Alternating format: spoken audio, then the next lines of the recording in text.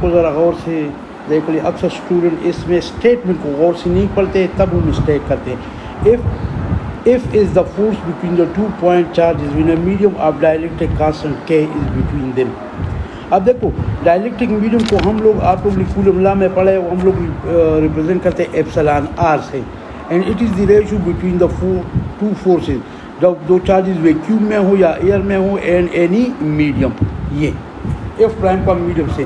अब यहाँ पे उन्होंने क्या किया, इसको रेट ऑफ परमिटिविटी को कैसे रिप्लेस किया, बस शुरू में मिस्टेक कर जाते हैं। और फिर नेक्स्ट स्टेटमेंट ज़रा देखिए, ऑन विथड्राइंग द मीडियम बिटवीन, अगर हम मीडियम को दूर करें द फोर्स बिकम।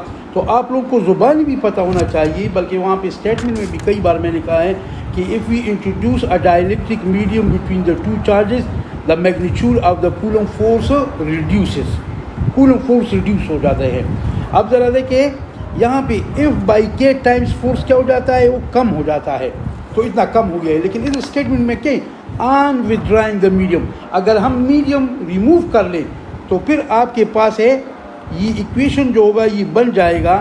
यानी ये इक्वेशन पहले इस तरह था, F divide by F prime, और एफ प्राइम को इधर ले जाओ तो ये आ जाएगा।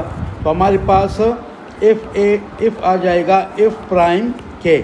तो मीडियम जब हम विथड्रा करते, रिमूव करते हैं, तो फोर्स फिर क्या हो जाते हैं, इतना टाइम ज़्यादा हो जाते हैं। तो सी इज़ द करेक्ट ऑप्शन।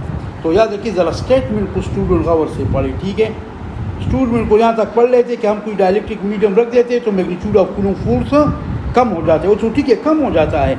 लेकिन यहाँ पे ज़रा देखिए, ऑन विथड्राइंग द मीडियम, जब हम मीडियम को रिमूव करते हैं फिर फोर्स क्या होगा, फिर इतने टाइम के टाइम क्या हो जाएगा, वो ज़्यादा